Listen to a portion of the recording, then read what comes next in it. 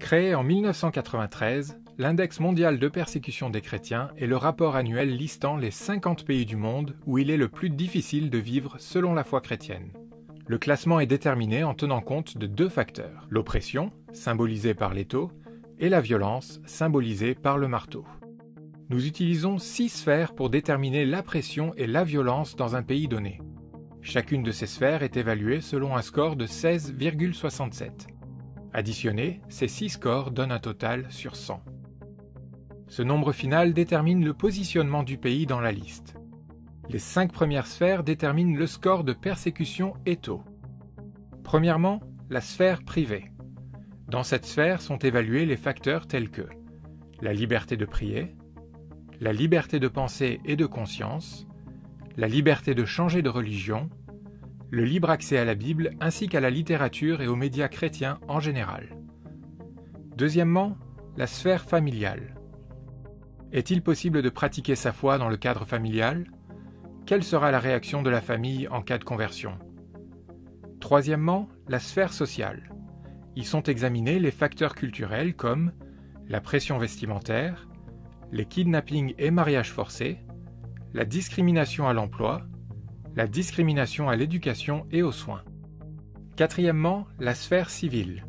Existe-t-il des lois protégeant les libertés religieuses ? Les chrétiens peuvent-ils participer à la vie publique ? Ont-ils un accès équitable à la justice ?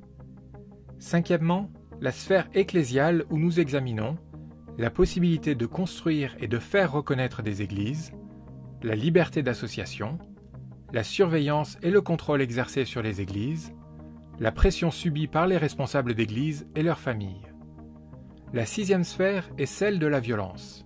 Elle contribue également au score obtenu par un pays dans l'index. Les chercheurs considèrent les points suivants. Le meurtre et la violence physique en général contre les chrétiens, la destruction ou le vol de propriétés privées, les assignations à domicile abusifs, les arrestations sur des motifs injustes, les détentions sans jugement, les enlèvements, les viols et agressions ou harcèlements sexuels. Toutes ces sphères sont évaluées et les scores s'additionnent pour obtenir une note finale. Ensuite, les pays sont classés et compilés dans l'index. L'Index mondial de persécution des chrétiens est ainsi un ouvrage unique en son genre, nécessitant systématiquement près d'une année de recherche, ne publiant que des chiffres démontrables et représentant les cas où les chrétiens sont touchés spécifiquement en raison de leur foi. L'index n'est pas qu'une collecte de chiffres. Il s'agit également d'un document humain qui reflète la vie de millions de chrétiens.